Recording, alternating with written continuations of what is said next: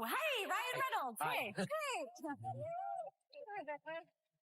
Ryan Reynolds, how's it going? Great. Why? What have you heard?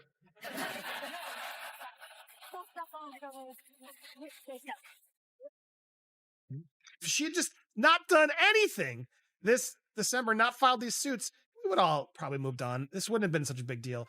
But now with lawsuits and texts and all the things that she put out there, Justin is allowed to defend himself. He has, and he's been doing a way better job than your maximum effort. You had to go show up to this show to your husband's ex's boyfriend or husband's show. My God, to go to Scarlett Johansson's house to try to save face amidst all these other celebrities. It is truly, truly embarrassing. The SNL 50th anniversary was meant to be a celebration, but for Blake Lively and Ryan Reynolds, it quickly spiraled into a PR disaster. During the show, Ryan said something on stage that instantly turned a laughing crowd completely silent. Now, Hollywood insiders say major studios are quietly dropping the couple from major projects. With their $400 million lawsuit escalating, the industry is cutting ties fast. What was supposed to be a milestone night has become a career-ending nightmare. This was a funny segment where they asked sort of random people, celebrities, and everybody who's everybody is in this room. And here it was. Who else has a question? I have a question. Oh, hey, Ryan Reynolds. Hey. Ryan Reynolds, how's it going? Great. Why? What have you heard?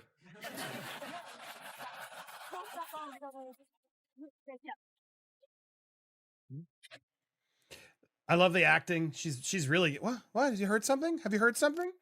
When you saw, Ryan, make light of the situation, I guess, try to find some humor in all this. I'm unaware of anybody, frankly, whose wife has been sexually harassed and has made jokes about that type of situation. I can't think of anyone who's done anything like that. And so it surprised me.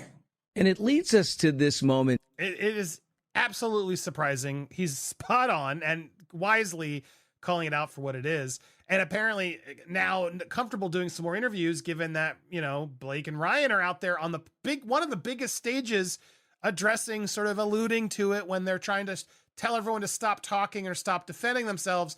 They're allowed to go out on the red carpet and play like their brand is fine. Just that's really what's bugging me about this. Walking out like, oh, have you heard something? What's going on? You know exactly what's going on. And there's a lot of question and confusion and frustration due to what your wife's behavior was. The way your wife took over that movie was shameful. And never because he's a harasser. No, everything I'm gathering, the truth of this story, it seems to be Blake sensed she had a hit on her hands. And as soon as that happened, she took over. Complete control of that movie, brought in A-list producer, everybody else, and steamrolled the entire production from Justin. It all began with what seemed like a harmless moment on the SNL 50th anniversary special. Tina Fey and Amy Poehler were hosting a lighthearted segment when they casually turned to Ryan Reynolds and asked, "Ryan, how's it going?" No one in the studio, or watching at home, was prepared for what came next. With a nervous glance and a strange smile, Ryan responded, "Great." Why? "What have you heard?" The room, initially bubbling with laughter, fell into a tense silence. What sounded like a joke was anything but. It was a loaded comment, a direct reference to the $400 million lawsuit drama swirling around him and Blake Lively behind the scenes. The cameras cut to Blake's face in real time, and the reaction was unmistakable. Her polished red carpet smile instantly disappeared, replaced with a kind of frozen expression that speaks volumes. Her eyes narrowed, locked on Ryan with icy precision. Anyone watching could feel the tension. Her thoughts practically screamed, "Are you seriously doing this right now?" The energy in the room shifted. What had been a star-studded celebration turned into something cold, awkward, and very public. The camera panned the crowd. Steven Spielberg shifted uncomfortably. Taylor Swift looked down at her phone. Kevin Hart's trademark grin faded into stunned disbelief. The audience wasn't just witnessing an awkward moment. They had become unwilling participants in the unraveling of Hollywood's golden couple. Sensing he had stepped into dangerous territory, Ryan attempted a quick pivot. "Hey, speaking of weird situations," he stammered, "if someone hypothetically took a couple nibbles of those conehead props backstage, should they go to the hospital?" The joke fell flat. Not a chuckle. Just dead air. The moment was more than awkward, it was catastrophic. What viewers didn't realize at the time was that this wasn't just a live TV flop, it was career suicide in real time. Industry insiders say that moment was the final straw for several major studios already growing uneasy about working with the pair. "They're too unpredictable, too high risk to invest in," confessed one executive who witnessed the fallout firsthand. When you're talking about backing talent with $100 million budgets, you can't afford that kind of liability. The backlash came fast and without mercy. Within 48 hours, 3 major projects featuring the couple were quietly put on hold. First to go was Ryan's much-anticipated Apple TV Plus Christmas musical, already deep in pre-production. Next was Blake's Amazon-backed fashion docuseries, which had been announced just weeks earlier. Most shocking of all was the suspension of their joint romantic comedy, which had already secured international distribution. Behind the scenes, their team scrambled. Crisis PR firms were called in the middle of the night. Emergency meetings with studio executives were arranged.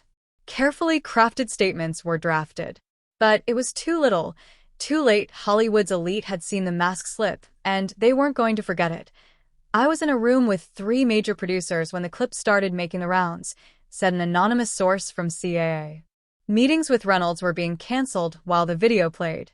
One exec literally said, "I'm not touching this mess with a 10-foot pole." The SNL debacle wasn't just a bad night. It opened a Pandora's box. Whispers that had circulated privately for years about the couple's off-camera behavior began surfacing publicly. Former colleagues spoke out. Executives began trading stories. Incidents that had once been brushed off were suddenly being reevaluated in a much less forgiving light. The glittering image of Blake and Ryan, once the industry's favorite power couple, was now in free fall. Donnie and his production company are suing Blake Lively and Ryan Reynolds, along with her publicist, for $400 million. We'll give you all the details on that. And then we'll be getting to Liam Payne's friend, Roger Norris, is suing Liam's dad for defamation. We'll tell you all about that. And lastly, we haven't heard from Wendy Williams in quite some time, but she did an interview and she talked about how she feels trapped in her conservatorship, and she's describing her life as being messed up. Woo! This is a lot, and they're heavy stories too. We don't have any light palate cleansers. These are all big deal. 2025 is not starting off well. No. I want out. All right, let's get into it. So Justin Baldoni and his production company, Wayfair, they are suing Blake Lively. We knew this was coming. Remember, Blake Lively originally filed her own documents coming after Justin. Well, now Justin is kind of putting out his side, and boy, he came out swinging. He really did. He's had his lawyer. It was on TMZ Live, Brian Friedman, who is like a very aggressive lawyer. He's been Pitbull on Justin's behalf, said the way this has been framed in the media is absolutely unfair to his client. He thinks the New York Times was fed a bunch of lies by Blake's people. And now he's showing all the receipts. This thing was a 180-page lawsuit, and it's got everything. Behind that painfully awkward SNL moment was a far more explosive truth. The $400 million lawsuit Ryan Reynolds so casually joked about on stage wasn't some minor legal hiccup. It was packed with allegations that could permanently reshape how Hollywood views its once favorite couple. The lawsuit, filed by director Justin Baldoni, wasn't just about creative disputes or on-set tension. The legal documents exposed what insiders described as a disturbing pattern of systematic bullying and manipulation by both Blake Lively and Ryan Reynolds. The couple's carefully crafted public image began to unravel. As the lawsuit gained traction, Blake's PR machine went into crisis mode. Suddenly, anonymous sources started appearing in major outlets like the New York Times, painting Baldoni as difficult, erratic, and the root of the conflict. It was a textbook Hollywood smear campaign: deflect, distract, and destroy. But Baldoni's legal team had come prepared. In a stunning countermove, They released what one industry veteran called a nuclear bomb of receipts, a trove of emails, texts, and internal documents directly linking those anonymous sources to Blake's own PR reps. The evidence was so compelling that several outlets quietly issued retractions. Public sympathy began shifting. Then came an even darker revelation. The lawsuit alleged that Blake and Ryan had hosted a secret meeting in their Manhattan penthouse, attended by several high-level studio executives, where Baldoni's career was openly discussed. Multiple witnesses claimed Ryan launched into a vicious tirade, belittling Baldoni in front of the group. His behavior was described as aggressive, humiliating, and deeply unprofessional. One executive who was present later admitted the incident left them physically uncomfortable and deeply concerned about the couple's mental state. But the strangest detail came next. Ryan had allegedly created a parody character named Nicepool, a thinly veiled mockery of Baldoni, using Deadpool's trademark fourth-wall-breaking humor to publicly humiliate the director. This wasn't just petty. It was a weaponized franchise being used for personal vendettas. The legal firestorm intensified. So did the financial consequences.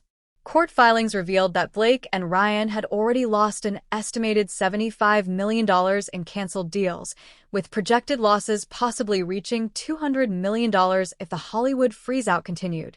This isn't just one bad project, said a former studio executive who requested anonymity. This lawsuit exposed a toxic pattern. No major studio wants to gamble on that kind of liability.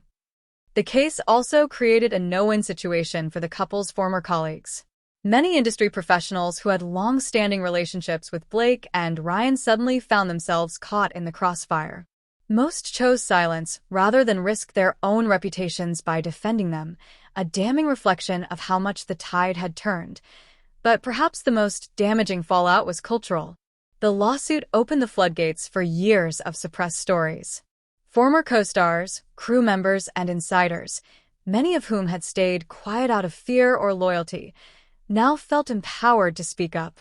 What started as a single lawsuit quickly snowballed into a full-blown reckoning, and for Hollywood's once-beloved power couple, it may be the kind of reckoning no amount of PR spin can fix. She sensed that she might finally have a hit movie, which, let's be fair, she hasn't had. She doesn't have a Deadpool. She kind of lost it and had to be meticulously controlling every piece of the movie, which was not her place to do. And then in order to get so, hijacked the movie, threatened everybody, got involved, over-exaggerated complaints. And then when the movie was a hit, but she wasn't seen as a hit, she was seen as the problem, that's when everything went south. She then assumed it was Justin retaliating, which it wasn't. And that's when she couldn't resist. If she had just not done anything this December, not filed these suits, we would all probably moved on. This wouldn't have been such a big deal. But now with lawsuits and texts and all the things that she put out there, Justin is allowed to defend himself. He has, and he's been doing a way better job than your maximum effort.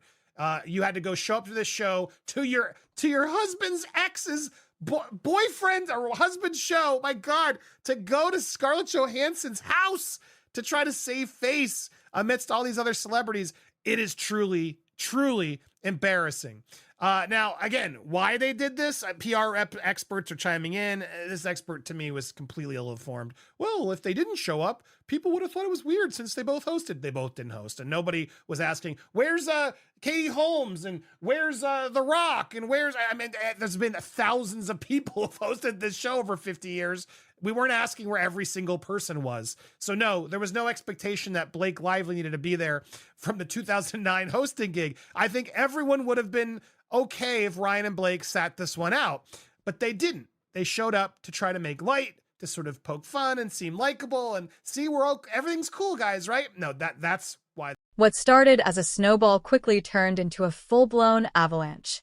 While many A-listers weather scandals with their careers intact, Blake Lively and Ryan Reynolds are facing something far more devastating, a complete and unprecedented Hollywood blacklist.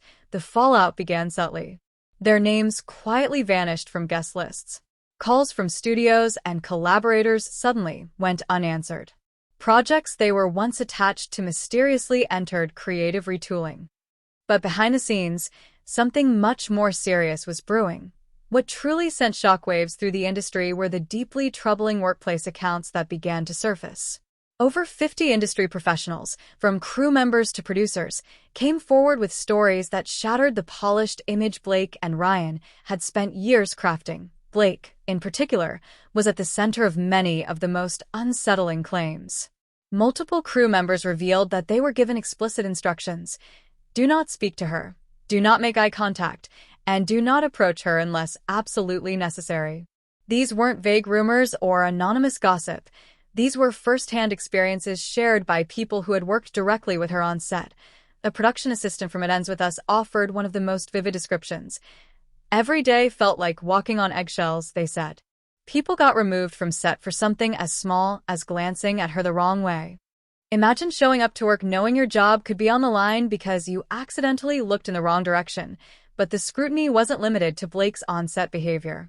A previously dismissed interview clip with entertainment reporter Kirsty Farrer resurfaced and hit very differently in light of current events. In the clip, Farrer congratulated Blake on her little bump, to which Blake responded with pointed sarcasm and a cold glare. What most viewers didn't know was that Farrer had publicly discussed her struggles with fertility. The interview, once brushed off as awkward, is now seen as cruel and deeply insensitive. Even more damning was the public statement from Leslie Sloan, Blake's former publicist. Breaking her silence, Sloan confirmed what many had long suspected behind closed doors. She described Blake as mean, controlling, manipulative, and impossible to challenge. Coming from someone who once carefully curated Lively's public persona, the accusations carried significant weight. The response from the entertainment industry was swift and nearly unanimous. Major filmmakers including Christopher Nolan, Greta Gerwig, and James Cameron, directors with the power to make or break careers, have reportedly agreed privately not to cast Blake or Ryan in future projects. A leaked email from a top talent agency made their status painfully clear. Agents were explicitly instructed to avoid packaging the couple into any future deals, citing that the liability outweighs any potential box office draw. When even the people who profit from your success start backing away, said one agency insider, you know it's over. Perhaps the most telling sign of their isolation? The complete silence from Blake's sisterhood of the traveling pants co-stars. Once seen as her closest Hollywood friends, these women had built a brand around sisterhood and unbreakable bonds. Yet, when Blake faced public fallout, not a single one stepped forward to defend her. Their silence spoke louder than any statement. The speed of Blake and Ryan's fall from grace stunned even industry veterans. What's even more shocking is how permanent it's starting to feel. As the $400 million lawsuit continues to develop, new damning evidence seems to emerge every week, deepening the couple's crisis and making a comeback seem increasingly unlikely. Industry experts have pointed to cautionary tales like Kevin Spacey and Roseanne Barr, once dominant figures who were swiftly exiled after scandals proved too damaging to ignore. In Hollywood, reputation and relationships are currency. And according to insiders, Blake and Ryan have spent it all. This town forgives a lot, said one veteran studio head. Affairs, substance abuse, even criminal behavior. But what it doesn't forgive is being dishonest, impossible to work with, and dangerous to others' careers. And that's exactly what Blake and Ryan have proven themselves to be. Their dramatic downfall is more than just a headline. It's a powerful reminder. In Hollywood, no one is truly untouchable, not even its once golden couple.